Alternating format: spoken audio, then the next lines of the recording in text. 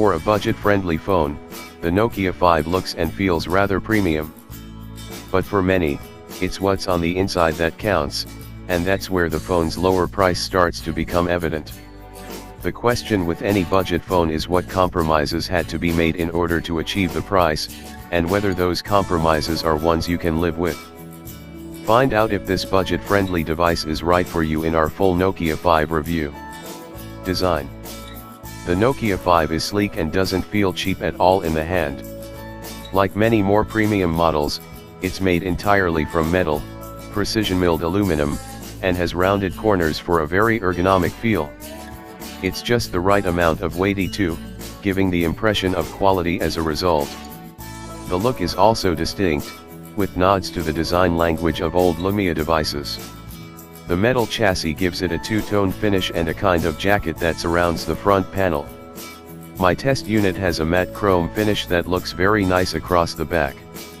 The device is also available in black, dark blue, and the in vogue rose gold. All in all, the Nokia 5's aesthetics are not going to win any pageants against the likes of the Galaxy S8, but it's definitely a looker. Speakers are located on the bottom of the device and are pretty loud, though not without occasional distortion when cranked up. They're also located just where you don't want them for gaming.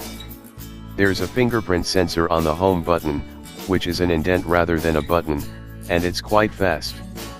Additionally, the phone is drip resistant with IP52 certification, which means you won't be able to take it swimming. Display. The Nokia 5 sports a pretty basic 720p IPS display.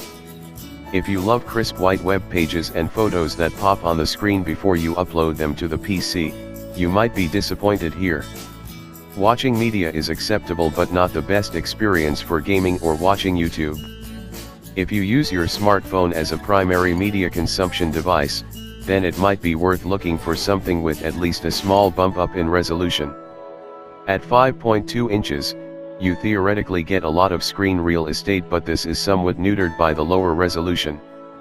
For instance, when you use Android's multitasking feature, which does work fine in terms of performance, you won't be able to resize apps and will be forced to stick at a 50/50th screen share.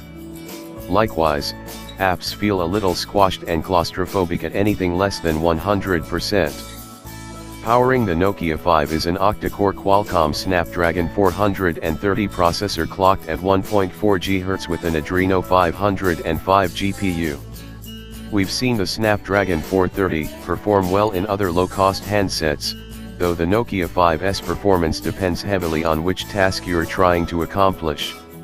For instance, we rarely ran into any issues when multitasking, despite the device's low 2 GB of RAM.